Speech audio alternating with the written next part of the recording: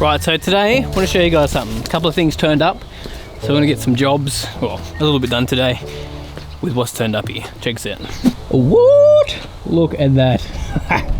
Got an excavator from the guys down at Hutchin and Piers. Look at this bad boy. Then we got a skid steer as well. Look at the size of that bucket, man. Just for some perspective. Then we've got a chain digger for our trenches, so trenching. A trench digger, which, mate, is going to be so good for when we start putting our irrigation in. Just need to get this bore sorted. And then also a couple of other buckets as well for the excavator. Hurrah. And then, mate, they just keep bringing Christmas to me like every flipping day. It's just ridiculous. Bought a trailer here for the gator, which is going to be great for getting my cylinder mowers on once we eventually start using cylinder mowers again. And then they also bought something else as well. These guys are just going nuts. Look at this tractor. What? Huge. So it's got weight on the back of it. Got a concrete weight on the back, as you can see. Tyres are filled up with water to around here somewhere. And mate, this thing is a beast. A little bit bigger than the other tractor we used. A little 1025R with a huge bucket as well. Anyway, let's get some Barricade out today. Let's get rid of some dirt with the excavator. I'd love to do some trenches and stuff. We might do that in the next video or the video after once things dry out here, but let's get it done. Yo mate, what up? Welcome to another lawn tip vid.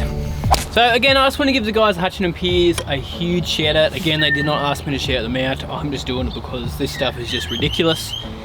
Feels like seriously, like a little bit on Christmas when they turned up.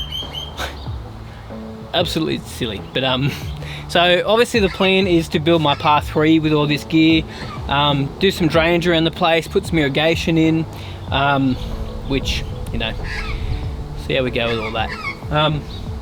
I did actually get some quotes for a bore, and it's going to be anywhere from 15 grand to like 40 grand, so it depends on how we go, how deep we have to go, so got to get some funds saved up for that bad boy.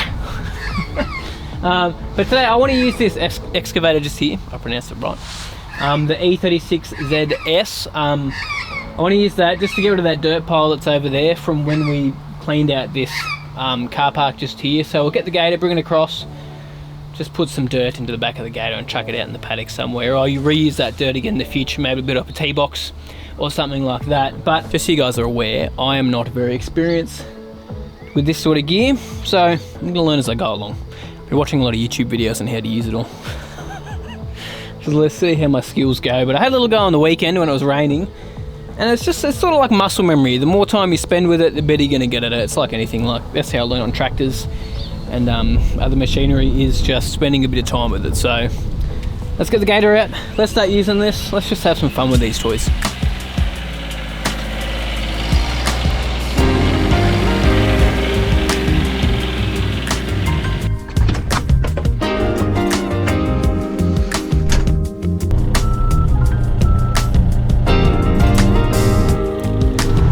Part for me that gets a bit tricky because I got to get used to the muscle memory of this and how to dig.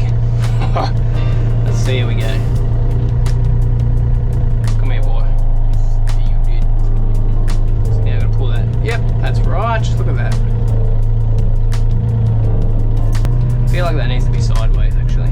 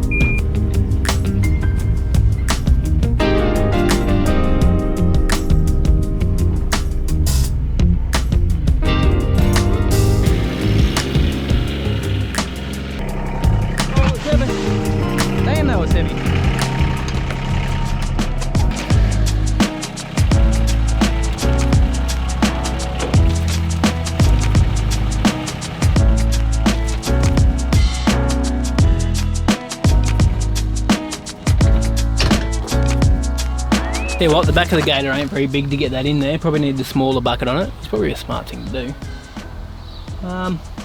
Maybe I will put a smaller bucket on, I don't know. Anyway, it's alright. But it beats doing it with a wheelbarrow, I'll tell you what. Anyway, let's keep going.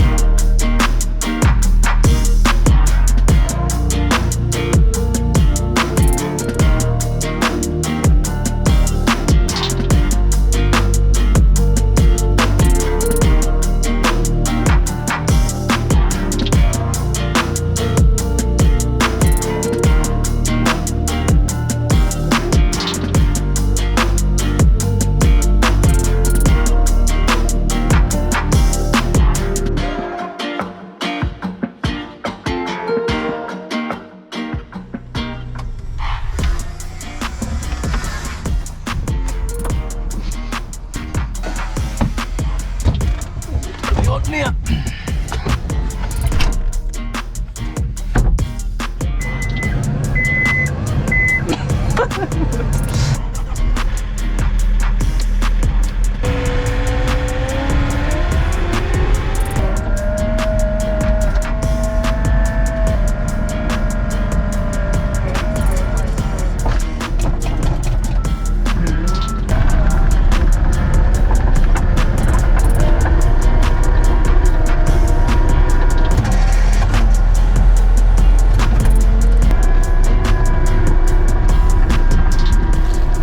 Well, first break already on the Bobcat. Jeez, broke the whole hydraulic hose off there when I was going through the cow grate down there. It dropped into it and just got caught on the cow grate, which is not ideal. So I'll finish that off with the tractor and then we'll get out and spray our Barricade. And this has taken me so much longer than I thought it would. Obviously, I'm not that great with the excavator, but I'm getting there. By the end, I was actually feeling pretty comfortable with it, but it just takes time.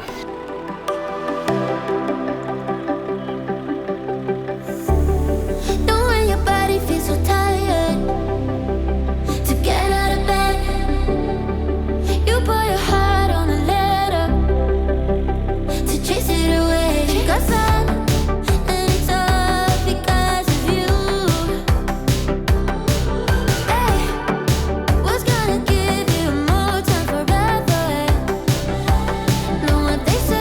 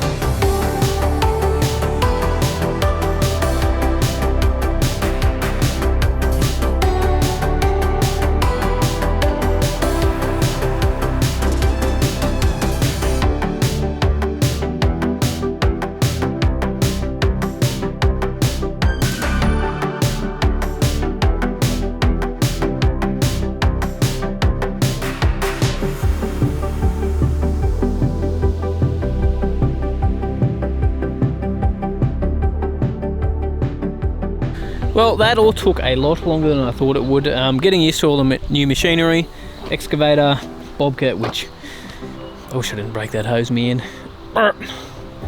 And then this tractor, man, I could not see what I was doing with that bucket. I mean, that's what happens when you get on bigger tractors, like the one we had on the golf course. We used to have a New Holland one, I think. Yeah, I got used to it in the end, and then I sort of got stuck in the zone when I started cleaning up the car park again, because there was quite a big hump just through this area just there. So I took that out, took a bit of the grass out. Definitely looks tidier, but that's as far as I'm going to go with that, because I want to finish it off with a bobcat, because that will be 1,000 times easier, if you know what I mean. But I'll wrap up this part of the video for today, and then I'll put the Barricade out tomorrow morning, because it's just a little bit windy putting out herbicides at the moment. Way too much of a gust of wind. It's probably about 25 kilometers an hour winds at the moment, so not a great idea putting that out in the wind. So I'll see you guys tomorrow.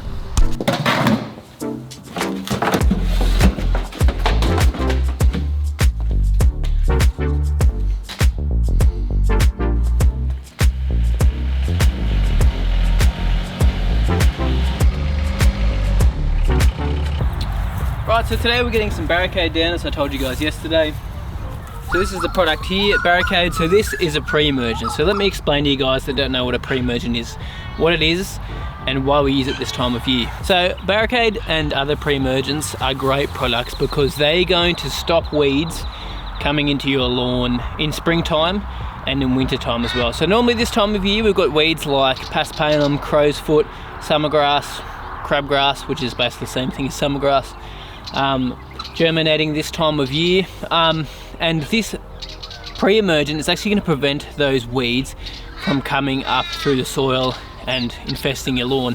So when the weed germinates, it actually gets in there and stops it from, the weed will still germinate, but it actually kills it when it germinates at the start. So that's why obviously you can't apply pre-emergents to non-established lawns. So if your lawn is like, its root system is below 3 centimeters or 30 mil, do not apply pre-emergent to it, because it is going to potentially damage it and kill off your lawn. So if you're planning to do seeding this spring, don't put any pre-emergent out. So I've got the label here for Barricade. You can find this on Syngenta's website.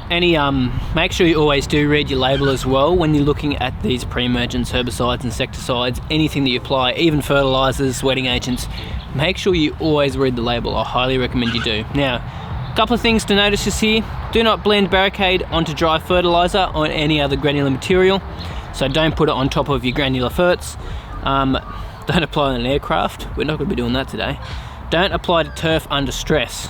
Key note, if it's your grass is stressed, don't apply it to it. Don't apply to golf course putting greens and bowling greens. So really short and fine cut turf, do not apply to those.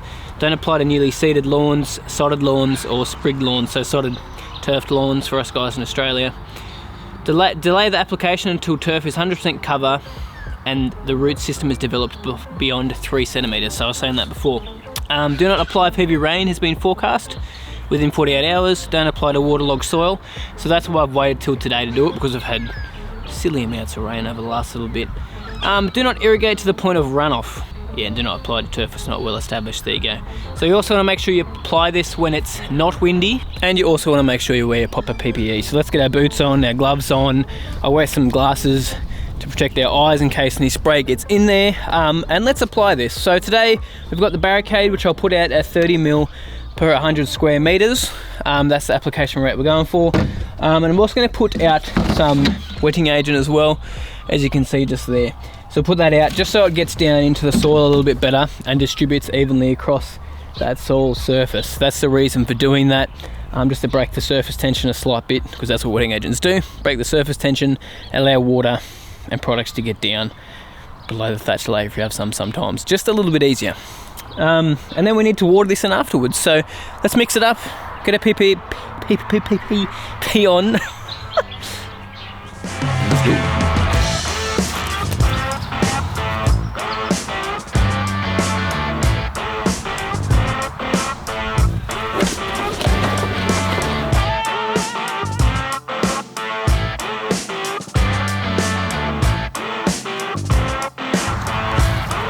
Alright, so we are all done now. Pretty simple to do. Just make sure you follow the label when you apply this product. Now you need to make sure you water it in afterwards. So I've got this little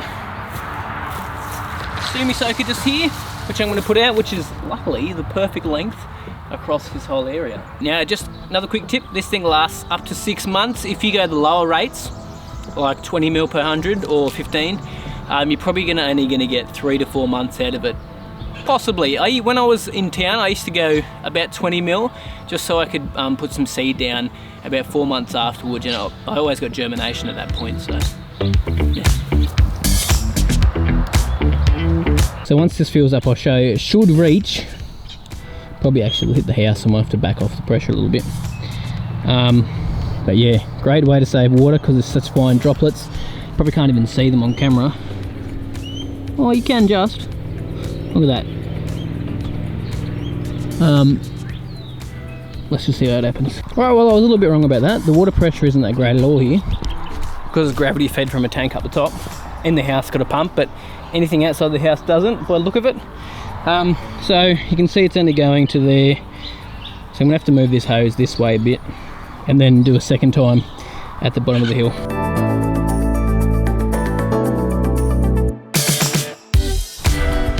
Alright, well that's going to do for today's video. Thanks guys so much for watching. If you have any questions about that barricade, make sure you flick them below and I'll try to get to them. Yeah, hopefully that all made sense. Hopefully you guys enjoyed that video. With me using the excavator, the skid steer, the tractor. Still got to get used to those new tools, but we're getting there. It's only one way to learn.